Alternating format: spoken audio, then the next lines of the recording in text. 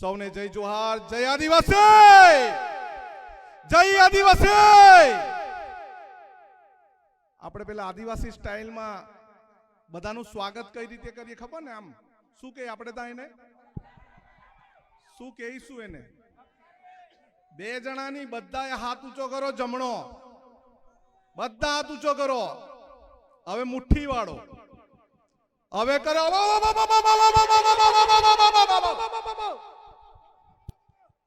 આપણા આદિવાસી વિસ્તારમાં આદિવાસી સમાજના માટે, કચડાયેલા વર્ગ માટે જે છેલ્લા 15 દિવસથી પરિવર્તનનો શંખનાદ વગાડવા માટે જન આક્રોશ યાત્રા લઈને નીકળ્યા છે એવા ગુજરાત પ્રદેશ કોંગ્રેસ સમિતિના પ્રમુખ હમીદભાઈ આપણી વચ્ચે અત્યારે ઉપસ્થિત હતા। આપણા સૌના આગેવાન અને ગુજરાતના પ્રભારી મુકુલ વાસનિકજી, ઓઝાજી આપણી વચ્ચે ઉપસ્થિત, આદિવાસી કોંગ્રેસ સમિતિના વિક્રાંત ભુરિયાજી ઉપસ્થિત, લડાયક યોદ્ધા અને મારા વિધાનસભાના સાથી જિગ્નેશભાઈ મેવાણીજી, ગુલાબસિંહજી કોંગ્રેસ સમિતિના પ્રમુખ અને આપણી વચ્ચે ઉપસ્થિત મિસ્ત્રી સાહેબ, તમામ મંચસ્થ બિરાજમાન આગેવાનો। આદિવાસી સમાજ કોઈ દિવસ કોઈનાથી ઝૂક્યો નથી ને હોય તો પેલો પુષ્પા પણ કહે છે ઝુકેગા નહીં સાલા। અરે આ લોકો શું સમજે છે? આદિવાસી સમાજને કીડી મંગોળા સમજે છે કે કઈ નવો પ્રોજેક્ટ લાવ્યા અને ચાલો ઉઠો।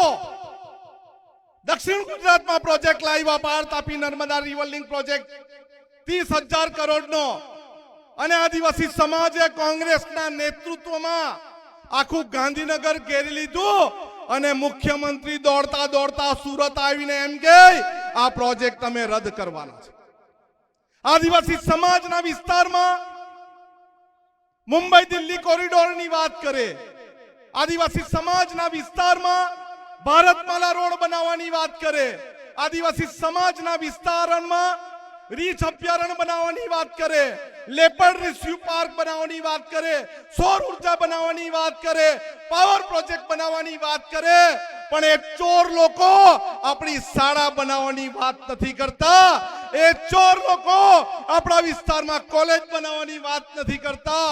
એ ચોર લોકો આપણા વિસ્તારમાં નળ સે જલ આપવાની વાત કરે છે, પરંતુ પાણીની ચકલી મૂકે છે, પાણી આપવાની વાત નથી કરતા। નર્મદા યોજના આપણા વિસ્તારમાં છે, ડેમ બનાવ્યો છે, પણ આપણે ત્યાં પાણી મળે છે? મળે છે કે નથી મળતું? અરે મળે છે કે નહીં મળે?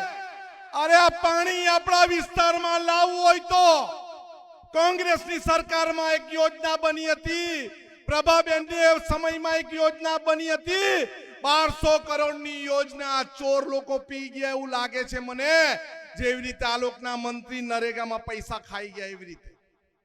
પણ અત્યારે પરિવર્તનનો શંખનાદ વગાડવાનો છે। આપણે સૌએ સાથે થઈને કોંગ્રેસનો હાથ મજબૂત કરવાનો છે। આપણે લડાઈ લડવાની છે અને લડાઈ લડીને જીતવાનું પણ છે। આ પોલીસ વાળા અહીંયા ઊભા છે, એમને ખબર પડી ગઈ છે દાંતાના પાટલિયામાં જઈને શું વાત થઈ। પાડલિયામાં પોલીસ વાળાને માર માર્યો, અમે કઈ તીર કામઠા લઈને એમ જ બેઠા નથી। અમે પોલીસ જાય તો સાંભળી લઈ, અમે તીર કામઠા એમ જ લઈને બેઠા નથી। અમને ચલાવતા બી આવડે છે, માથા ફોડતા બી આવડે છે અને દંડા મારતા બી આવડે છે। અને જરૂર પડે આ ભાજપ વાળાને આપણા ઘરમાં આવવા દેવાના નથી। આ નારંગી ગેંગની નારંગી પીલીને એનું જ્યુસ કાઢતા પણ આપણને આવડે છે। આવડે છે ને બધાને? આવડે છે ને? અરે આપણે આ ચોર લોકોની સભામાં શું આપણા ગામમાં આરએસએસ વાળા આવે, આપણને ધર્મના ઝઘડામાં લાખે, આપણને આવીને જ્ઞાત જાતના ભેદભાવ કરે, પણ આપણે એક છે। અને આપણે કોણ છે? આપણે કોણ છે? કોણ છે ભાઈ? નકલી આદિવાસી આવી ગયા એવું લાગે ચંદ્રિકાબેન। આપણે કોણ છે? આદિવાસી ભાઈ નકલી આદિવાસી હોય તો નીકળી જજો. આપણે કોણ? આદિવાસી આપણે કોણ? આદિવાસી હવે અત્યારે વિધાનસભા ચાલુ છે. અમિતભાઈ બી આપણી સાથે, કાંતિભાઈ, જિગ્નેશભાઈ આપણી સાથે છે.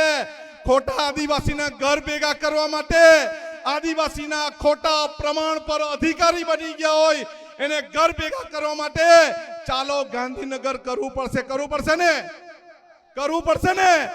તો આપણે દરેકે વિધાનસભા ચાલુ થાય એટલે ગાંધીનગરનો ઘેરાવો કરવો પડશે. કરવો પડશે ને?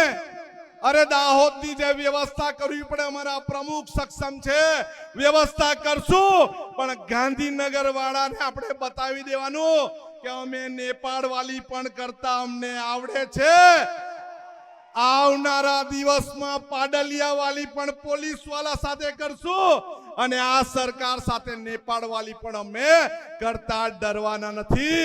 આપણા નેતા રાહુલજી ગાંધી શું કહે છે ખબર છે? ડરો મત, લડો. શું કહે છે? ડરો મત, લડો. અને આપણે કોઈના બાપથી ગભરાવાનું નથી.